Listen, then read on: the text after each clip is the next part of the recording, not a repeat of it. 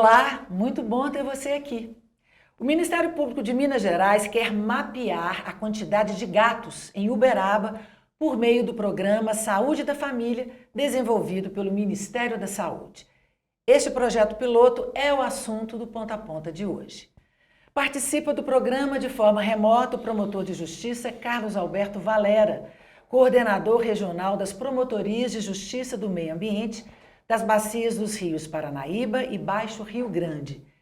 E aqui no estúdio, quem me faz companhia é o médico veterinário José Lasmar, parceiro do MP Itinerante. Muito obrigada pela participação dos dois, é um prazer recebê-los aqui na TV MP. Doutor Carlos Alberto, o que motivou a criação deste projeto piloto em Uberaba?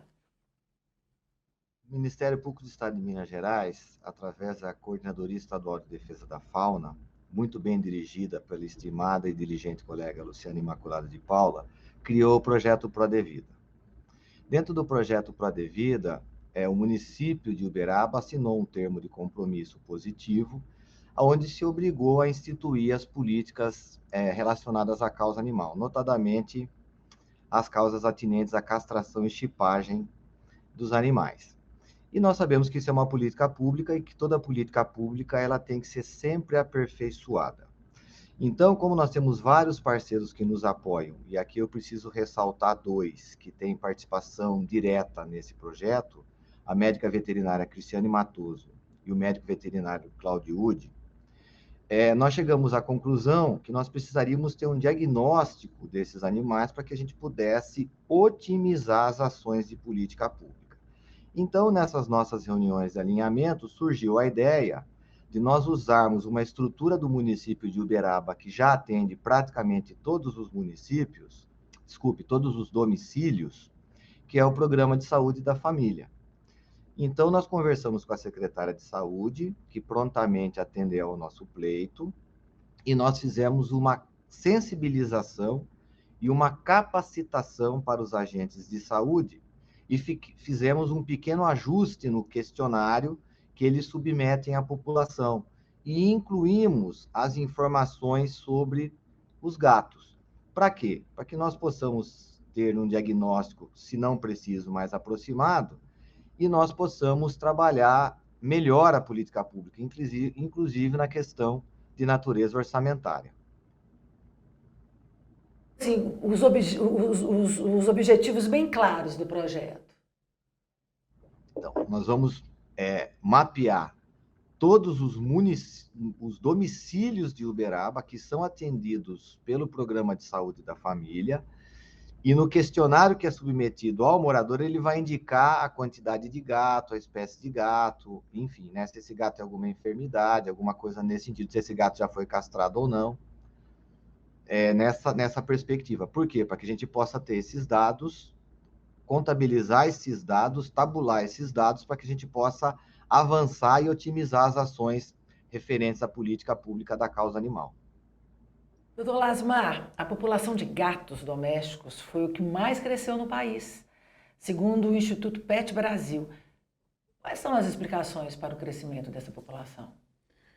Então, nós somos hoje o quarto país do mundo em população de felinos, depois dos Estados Unidos, da Rússia e da China. Já temos o quarto maior contingente do mundo em felinos. E o crescimento vai ser, sim, exponencial, porque o gato ele é um animal muito fácil de ser criado em comparação com o cão. Ele aprende hábitos higiênicos com muita facilidade. Ele demanda de um espaço menor do que um cachorro demanda.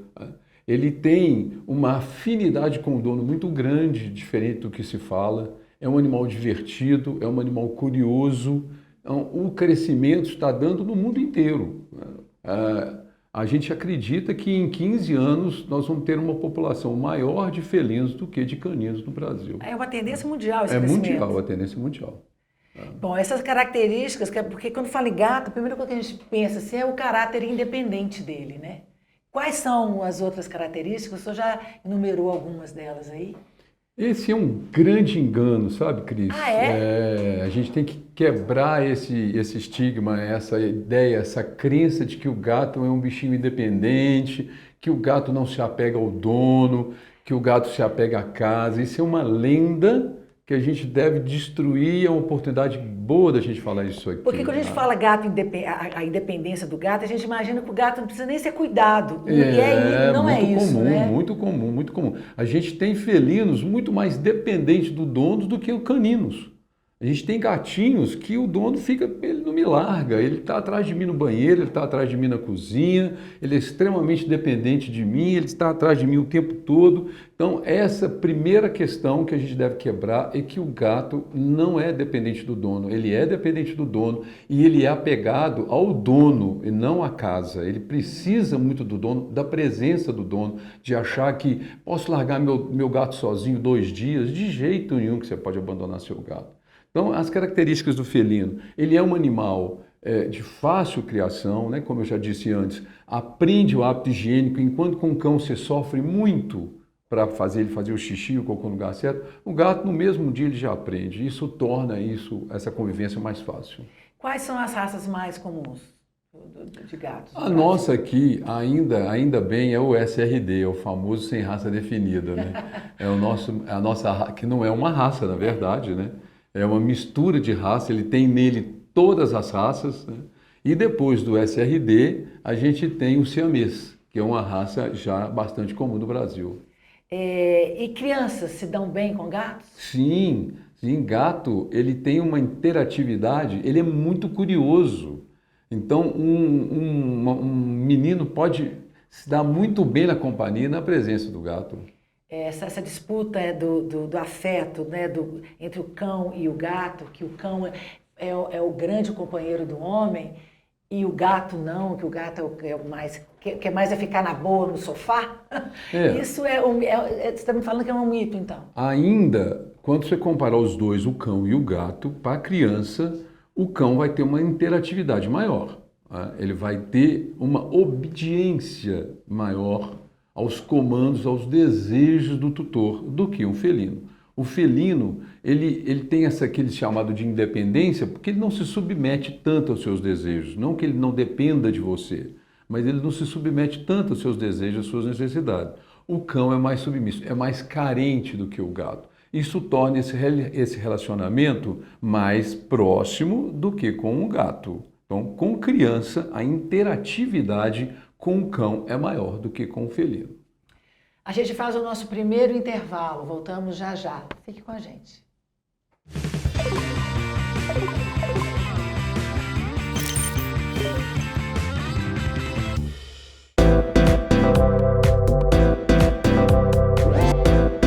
TV MP, em todo lugar, ao seu lado.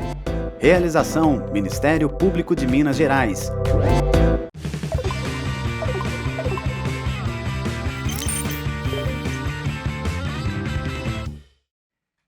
O Ponta a Ponta está de volta. Hoje o assunto é o projeto piloto que vai mapear a quantidade de gatos em Uberaba. Doutor Carlos Alberto, por que a iniciativa vai começar com os gatos? A médica veterinária Cristiane Matoso, ela é apaixonada por felinos.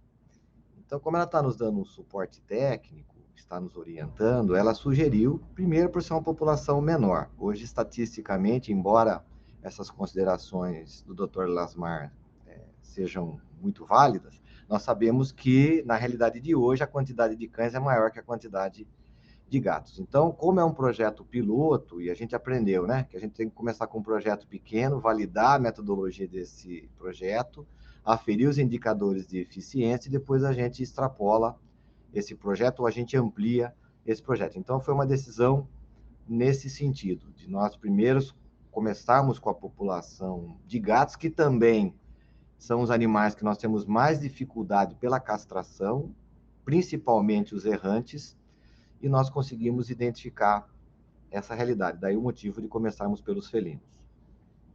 Existe em Uberaba um censo sobre a quantidade da população de gatos ou mesmo de animais domésticos? Não, infelizmente não. Eu acho que esse censo pouquíssimas cidades possuem. Por quê? Porque os dados que nós trabalhamos, inclusive, são os dados que balizaram o termo de compromisso positivo do projeto Prodevida, são os dados da vacinação antirrábica. e que nós sabemos, infelizmente, que há muita subnotificação. Então, é necessário que, além dos dados da vacinação antirrábica, que é um dado oficial disponibilizado pelo Ministério da Saúde, nós tenhamos também censos feitos com a devida metodologia para que a gente possa chegar muito próximo do número real de animais, porque esse número real é que vai fomentar a política pública.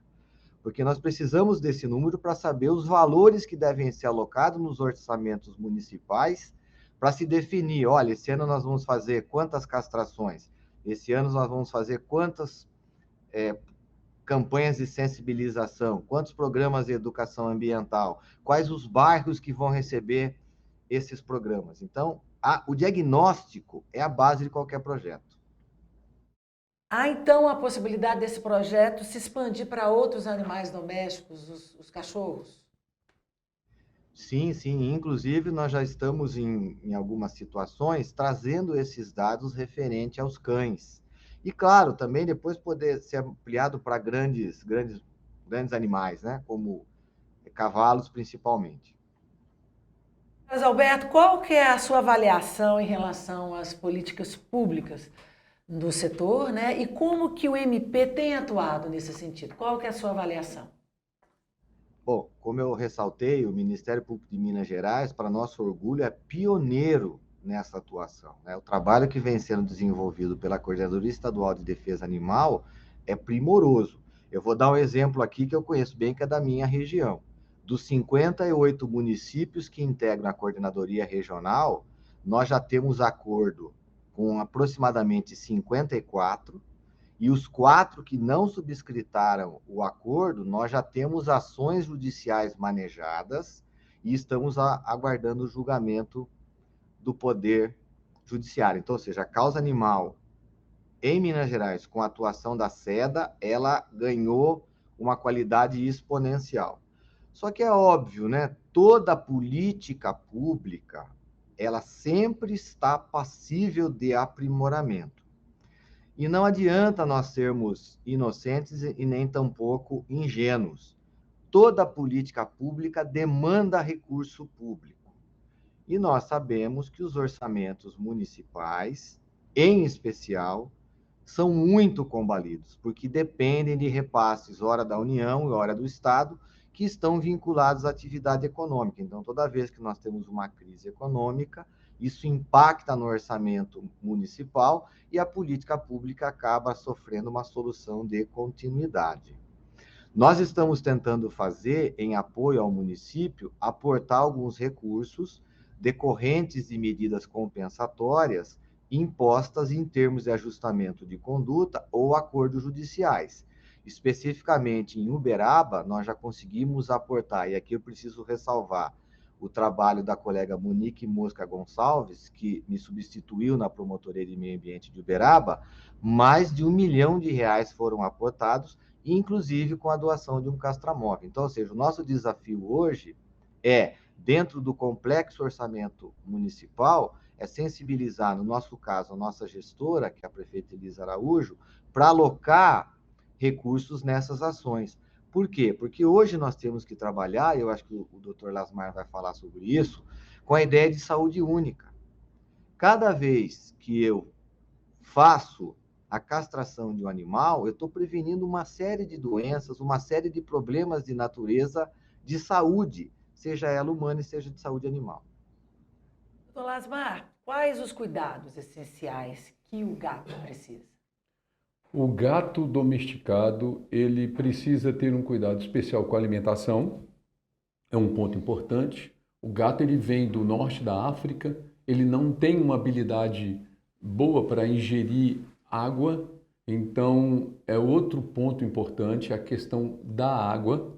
Então, a alimentação ela deve ser úmida, deve constar a alimentação úmida para o gato, ou sachê, ou atum, uma sardinha, uma carne. Na água, a água corrente, Cris, o gato gosta muito de água corrente, o tutor sempre relata, quando eu abro a torneira, meu gato adora ir debaixo tomar água, ou então, hoje a gente já tem no mercado as fontes artificiais que têm água corrente. E por que o gato gosta de água corrente? Porque ele associa a água corrente a água limpa. Aquilo que está parado apodrece, aquilo que está corrente está limpo. As vacinações são extremamente importantes. Impedir que o seu animal saia à rua é extremamente importante também. Impedir que o seu animal saia à rua para que na rua ele não adquira doenças. Então, alimentação, água, vacinação e deixar seu animal dentro de casa. E quais são as principais doenças que acometem os gatos? As principais doenças, a gente pode pensar em 3 grandes doenças do gato. A primeira é a insuficiência renal. O gato faz muita insuficiência renal, principalmente porque a gente tem pouco oferta de água para ele, seja a água mesmo ou seja através da alimentação úmida. E normalmente isso animais mais idosos, mas ele faz a insuficiência renal e é importante que o tutor esteja atento porque é uma doença silenciosa. Ela só vai manifestar quando tiver perdido 70% do rim dele. A outra questão são as infecções, são as chamadas doenças do trato urinário inferior. Gatinho também faz muita doença do trato urinário inferior. Quais são elas? A cistite, os cálculos, as uretrites. Por isso a importância do banheiro. O gato é muito higiênico. Do banheirinho do gato está sempre limpo. Quando você tiver mais de um gatinho, ter mais de um banheiro e sempre deixar ele sempre limpo. E a outra doença também muito comum é que a gente também vive, é a obesidade. A gente vive uma questão muito importante na obesidade do felino. E quais são as doenças que os gatos podem transmitir para os humanos? Muito boa pergunta, até para a gente desmistificar outro mito, que é a famosa toxoplasmose. Todos temos muito medo da toxoplasmose e o gato é incriminado. É um mito dizer que o gato é o responsável maior, ele não é quase insignificante perto dos outros meios de contaminação, que são a água, o alimento e a congênita, da mãe para o filho. O gato representa muito pouco essa transmissão e ele foi culpado porque ele é o único animal que ele libera pelas fezes, só por isso. Mas ele não tem essa responsabilidade toda. Então seria a toxoplasmose, seria a raiva, a esporotricose, que hoje a gente está vivendo uma epidemia de esporotricose, em regiões ela alarmante, preocupante, inclusive em Belo Horizonte, e as infecções de pele. A gente faz um intervalo, voltamos já já.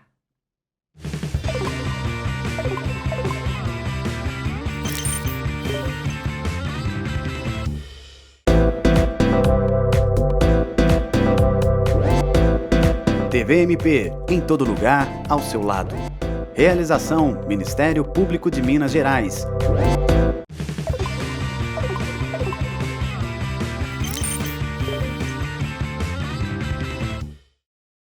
Estamos de volta conversando sobre um projeto piloto que vai levantar dados sobre a população de gatos em Uberaba. Dr. Carlos Alberto, como é a atuação em Uberaba da Superintendência de Bem-Estar Animal e do Conselho Municipal de Proteção e Defesa dos Animais? E quais são os desafios? Bom, a superintendência, ela foi incluída na Secretaria Municipal de Meio Ambiente. Aqui eu preciso ressaltar o trabalho do nosso secretário Edno César da Silveira, secretário municipal de Meio Ambiente de Uberaba, e toda a sua equipe. Bom, como eu disse, né? Como toda política pública, a superintendência foi criada há poucos anos e ainda nós estamos num processo de estruturação. Entendendo que estruturação nós precisamos de servidores. E como eu disse, nós sempre nos deparamos com a dificuldade dos orçamentos precários e combalidos dos nossos municípios, né? Mas a causa animal tem contado com a sensibilidade da prefeita Elisa Araújo, nós tentamos avançar. O conselho também tem feito seu papel. Nós temos um conselho municipal específico da causa animal e ele tem se reunido ordinariamente e extraordinariamente, e também nós temos um fundo. Só que, volto a frisar, nós estamos ainda num processo embrionário. O TAC foi subscritado em 2019, embora a superintendência existisse até antes de 2019, então o desafio é sempre, dentro do orçamento e com o apoio do Ministério Público através de medidas compensatórias, procurar estruturar essa questão. É importante ressalvar, e esse espaço é conveniente para isso, que as pessoas precisam entender que a causa animal não é só um problema do município, não é só um problema do Ministério Público e não é só um problema dos médicos veterinários. A causa animal ela está inserida no conceito de meio ambiente, lá do artigo 225 da nossa Constituição Federal, que diz que todos, absolutamente todos, sejam da esfera privada ou sejam da esfera pública, têm responsabilidade com essa questão. Então, o que nós estamos tentando fazer em Uberaba, e felizmente estamos conseguindo, e aqui eu também abro um outro espaço para parabenizar, é que nós estamos sensibilizando e profissionalizando os nossos cuidadores e aqueles protetores, ou seja, nós estamos tentando criar uma rede onde nós possamos facilmente nos comunicar e trabalhar para a causa animal, porque existe, às vezes, isso é muito prejudicial à causa, uma polarização, seja de natureza ideológica, seja de natureza política. Então, se cria a ideia de que tudo é responsabilidade do município. Ora, se tudo é responsabilidade do município, evidentemente que ele não vai conseguir atender tudo, porque não há orçamento suficiente para isso. Então, nós estamos fazendo esse chamamento, estamos tentando construir essa rede, a Secretaria de Meio Ambiente de Uberaba e a Superintendência do Bem-Estar estão trabalhando nesse sentido. E o Conselho também nos ajudando, e agora nós estamos com a expectativa de fomentar o fundo específico da causa animal através de campanhas e outras iniciativas. Doutor Lasmar, quais os benefícios da relação entre gatos e seus tutores? Vários benefícios. A relação de proximidade do homem com o animal, independente seja o gato ou um cão, traz vários benefícios. É mensurado fisicamente, baixa da pressão arterial, diminuição da demência, melhora nos quadros de Alzheimer, sensação de pertencimento. Você tem algo que te pertence, que você pertence a alguém. Cris, a companhia de um felino brincalhão, curioso, extrovertido, traz alegria para uma pessoa que não dá para medir. Então, são vários benefícios. E qual que é a importância da castração dos felinos? A castração é extremamente importante e a gente pode citar um exemplo aqui da Austrália. A Austrália hoje está vivendo um pé de guerra com os gatos. Calcula-se que os gatos na Austrália sejam responsáveis por 2 bilhões de mortes de animais por ano, mais do que as queimadas gigantescas que a Austrália teve. Um felino semidomiciliado, ele é responsável por uma média de 150 óbitos de animais por ano. Que animais? Os pássaros, os répteis, os mamíferos, os sapos. Ele é um animal predador, o gato. É da natureza dele, é do instinto dele, ele é um animal caçador. Um felino feral, aquele que foi abandonado, que está de volta à natureza, ele é responsável por até 700 óbitos de animais por ano. Então, a castração é importantíssima para essa questão da saúde única e para o controle ecológico geral, não só para nós, mas pelo meio ambiente integral. Eu ia te perguntar quais são os riscos do crescimento desordenado da população de felinos? O risco é esse, é destruir a natureza em volta da gente, né? Levar doenças importantes como esporotricose, a própria toxoplasmose e a saúde única que a gente tem que estar inserido. O senhor acha que as relações entre homens e animais, essas relações, elas evoluíram? O Dr. Carlos está dando um exemplo para nós aqui agora. Nós estamos aqui hoje discutindo uma coisa que é impensável há 30 anos atrás, há 20 anos atrás, né? A Coordenadoria Estadual de Defesa Animal é um exemplo para a gente também, mostrar a evolução que a gente está tendo. Como ele disse, o Estado de Minas Gerais é exemplo para o Brasil inteiro. Com certeza, nós passamos da civilização de preocupar só com alguém da nossa espécie e preocupar com outras espécies, lembrando que a gente vive num mundo só e não é possível a gente viver sozinho. Eu queria que o senhor deixasse uma mensagem, uma orientação para os humanos em relação aos animais. Antes de mais nada, agradecer o Ministério Público pelo trabalho que vem desenvolvendo, o Ministério Público itinerante, os promotores das comarcas, a SEDA, em nome da doutora Luciana, está fazendo um trabalho maravilhoso junto com essa preocupação. E aos tutores, aos donos, lembrem que seus animais precisam de vocês, vocês são responsáveis pela saúde dele, a saúde é única, a gente vive numa casa só, a nossa casa é a terra E todos aqui temos que estar bem, porque se a gente não estiver bem, um não estiver bem, o outro não vai estar bem também.